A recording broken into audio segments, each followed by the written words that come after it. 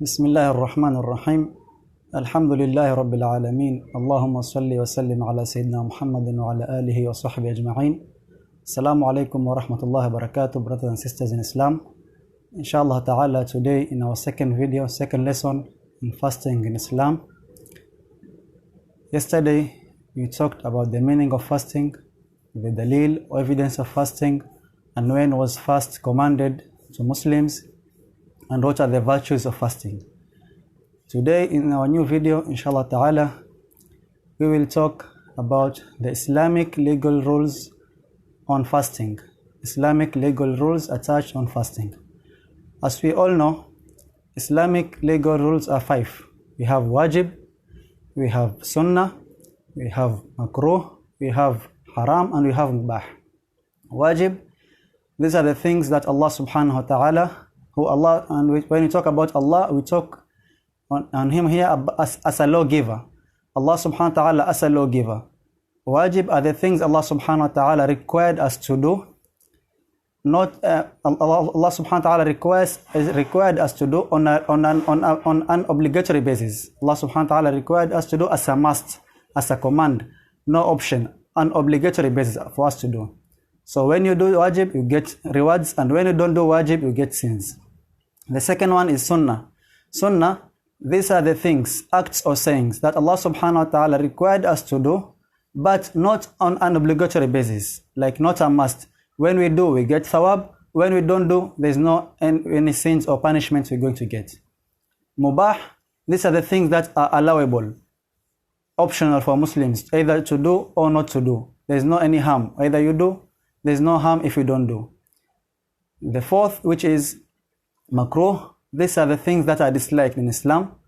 Things that Allah subhanahu wa ta'ala required us not to do, but not on an obligatory basis. Allah subhanahu wa ta'ala required us not to do, but not as a must, not as a command, not on an obligatory basis. Such as when we do, there's no any punishment we get, but when we avoid them, Allah subhanahu wa ta'ala will reward us. The fifth and the last is haram. Haram, these are the things, acts or sayings, which Allah subhanahu wa ta'ala required us not to do. He required us, Allah subhanahu wa ta'ala Almighty, not to do, and on an obligatory basis. The forbidden, one word. If we do, we get sins. If we don't do, we get thawab. May Allah subhanahu wa ta'ala make us among those who get His thawabs. Let us now, after knowing the Islamic legal rules, let us come and see the act of worship of ibadah of Sawm. How is it related to these 5 legal Islamic rules, which we call them ahkam? Sawm can be wajib, Sawm can be makruh, Sawm can be haram, Sawm can be sunnah. When does Sawm becomes wajib? When is it obligatory for Muslims to fast? There are 6 cases whereby it is a must for Muslim to fast. 6 cases. The first one, which is the well-known one, the fasting the holy month of Ramadan, which is mentioned in hadith we previously mentioned. Sayyidina Abdullah bin Umar, he said, Bunya al-Islamu ala khams. Islam has been built over 5 pillars. One of them is fasting the holy month of Ramadan. So fasting of the holy month of Ramadan is wajib. It's among the wajib psalms. The second wajib, the second psalm which is wajib for us to fast is the makeup days of the makeup psalm, which is the missed days in during Ramadan. You fast Ramadan, you miss some days, maybe because of the hayd, maybe because you are sick, maybe you traveled. The days you missed in Ramadan, it's wajib for every Muslim to make up, to do qada and pay them and fast them. So that's the second type. The third type of psalm which is wajib is the kafara. Kafara is the expiation psalm, which whereby someone makes an amends after he made a wrongdoing, you amend for the wrongdoing you made. Like, for example, you did kill someone accidentally, or you made an oath and you failed to fulfill it. You did not fulfill an oath that you made upon Allah subhanahu wa ta'ala. So you have to fast 3 days, or you fast the number of days that you're supposed to fast as kafara, expiation. The amendment you make amend for the wrongdoings that you did in Islam, in Sharia. The fourth type of psalm that is wajib is the psalm of fidya. Fidya is when someone goes for Hajj or Umrah. There are some mistakes if you do, you are required to slaughter, to make a sacrifice. If you cannot do that, the second option you are told you have to fast. So that fast is called fidya. It can either come in Umrah or Hajj. Maybe you are not allowed to cut your nails while you are in Hajj. You are not allowed to remove anything from your hair. If you do that, the penalty, it's either you fast, you are told you do slaughter a goat, make sacrifice, you do slaughter a goat. If you can't, the second option you are given, you are told to fast 3 days or a number of days that you are given as a fidya. The fifth type of Sawm that is wajib is the Sawm whereby an Imam, Islamic ruler, either this Khalifa, the Islamic ruler who rules, asks or orders the Muslims to fast because of famine. There is no rain. People are suffering out of rain. There is famine. He orders Muslims to fast on an obligatory basis, so that maybe 3 days. After the 3 days, they go out and pray and ask Allah subhanahu wa ta'ala to bring rain. That is called Sawm Istisqa, which is also wajib if the Imam orders Muslims to fast. That is the fifth. Sixth and the last is the Sawm of Nadir. Nadir is when you make a vote to Allah subhanahu wa ta'ala. If Allah subhanahu wa ta'ala, if you give me such and such, or if for example, someone who is close to you is sick, if Allah subhanahu wa ta'ala, Allah, if you heal him or her, I'll fast this number of days. I'll give sadaqah. That is called nadir. So if your nadir is on Sawm, you say, Allah subhanahu wa ta'ala, if you give me such and such, if you get me married, if you give me a car, if you give me this, and give me a child, a baby boy or a baby girl, I'll fast 3 days or 4 days. Fulfilling that vow that you made upon Allah subhanahu wa ta'ala is wajib. It's a must for you to fulfill the vow. So these all six are among the wajib type of Sawm. The second type of Sawm, or the second legal rule attached to Sawm, is Sunnah. Sunnah, as we say, it's something that is volunteering, recommended in Islam. If you do, you get thawab. If you don't do, there's no harm. The Sunnah type of Sawm are divided into three. The first one, there is the first Sawm Sunnah, which repeats itself only once a year.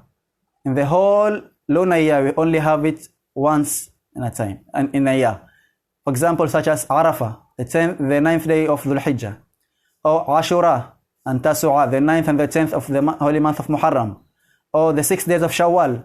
These only happen once a year. You cannot get 6 Shawwal and the 6th of Shawwal twice a year. You cannot get Arafah twice a year. You cannot get Tasu'a twice a year. You cannot get Ashura twice or more than twice a year. It's only once a year. So these are the types of fast which are only once a year. They are Sunnah fast. The second Sunnah fast, which comes every month. These are two types. They're the white days and black days. White days are the 13th, 14th, 15th of an Islamic calendar, of Islamic month. 13th, 15th, and 13th, 14th, and 15th of Islamic month. These are called as white days. They are called white days because the month during these days is a full moon. The moon is full. During these 3 days, the moon is full. So it's encouraged for Muslims to fast these 3 days. The other 3 days that repeat themselves every month are the black days, which is the 28th, 29th, and the 30th of each month of Islamic calendar, of Islamic month. Sometimes an Islamic month might end by 29 days. What do we do? So do we fast only 2 days, 28th and 29th? No, we fast the first of the coming new month, because the month in Islam may be either 29 days or 30 days. If it's a full 30 days month, you fast 28th, 29th, and 30th. If the month ended by 29 days, instead of the 30th, you fast the first of the coming month.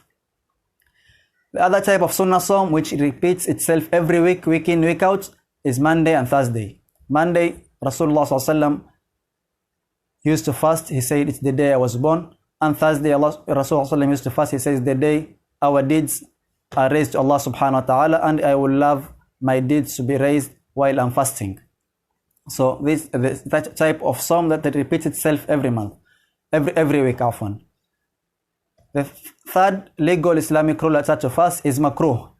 When does Sawm become makruh? Sawm become makruh or disliked in a case whereby you fast Friday alone, or Saturday alone, or Sunday alone. If you fast Friday alone, Saturday alone, or Sunday alone, it's makruh. But if you join all these 3 days together, or you fast 2 days from this, like you fast Saturday and Sunday, or Friday and Saturday, it's not makruh. But if you fast Friday alone or Saturday alone, Sunday alone, it's makruh. So, but if one of these days coincides with a known sunnah day, for example, Arafah comes on a Friday, or Tasu'ah comes on a Saturday, it's not makruh even if you fast the Saturday alone, because you are fasting the Saturday alone as Arafah, or as Ashura, or you are fasting the Friday alone as Tasu'ah, or as Ashura, or as Arafah. It's only makruh when there is no other anything connected to that day. There's no Arafah, there's no Tasu'ah, there's no Ashura, and you decide to fast a Friday alone or Saturday alone, that is when it becomes makruh. The last and the fourth type, fourth legal rule which is attached to Sawm is haram. When does Sawm become haram? Sawm becomes haram, and when it becomes haram, it's either haram and it's not valid, and it's either haram and it's valid. You can fast a Sawm which is haram and it be valid, like a woman or wife fasting without the permission of her husband. When a wife fasts without the permission of her husband, while the husband is in the town, in the area, she gets sins for fasting that day, for doing that action without permission, but the fast her fast is valid. The other type is haram and the fast is not valid, and this is in 5 cases. The first case is fasting on the Eid al-Fitr, which is after Ramadan you have Eid al-Fitr, the Eid day. Second one, fasting on Eid al-Adha, which is fasting after the Arafah day, which is Yawm al-Nahr, the 10th of Dhul Hijjah. It's not valid and you get sins if you fast. And on these 2 days, even if you want to make up days for Ramadan, you are not allowed to fast these days. The third one, fasting Ayyam al-Tashriq. Ayyam al-Tashriq is the 11th, 12th, 13th of Dhul Hijjah. After the Eid day of Eid al-Adha, after the Eid day, which is 10th, 11th, 12th and 13th, it's haram. They are called Ayyam al-Tashriq, days which people slaughter and eat. It's haram for you to fast, for us Muslims to fast. And if you fast, your fast is not valid. The other days which it's haram to fast is the last half of Sha'ban. Last half of Sha'ban is haram for Muslims to fast, for Muslims. But in 3 cases you are allowed to fast in the last half of Sha'ban. If you connect the last half with the first half. For example, the last half starts from 16th to the end month. If you fast on 14th and 15th and continue from 15th and journey to 16th, there it's not haram for you to fast. Or you don't fast joining like that, but you have a norm. It's your habit to fast every Monday and Thursday. It's your habit to fast every Monday and Thursday, and the Monday and Thursday which occurs in the last half of Sha'ban, you are allowed for you to fast. It's in that case. Or another case, you have make-up Psalms. You missed days during the last Ramadan, and it's now in the last half of Sha'ban. You want to fast to do qada of the days you missed during Ramadan, you are allowed. Or you want to fast a wajib Psalm such as kafara or nadir, the ones you mentioned, during the last half of Sha'ban, you are allowed. But the Eid days and Ayyam al-Tashriq, you are not allowed to fast either nadir, no kafara, no qada. It's not allowed. But in the last half of Sha'ban, you are not allowed to do any sunnah fast unless you have the habit of fasting Monday and Thursday, or you want to do a wajib, qada and nadir, or you join the first half with the last half. The other day which is haram for us to fast as Muslims is Yawm al-Shak.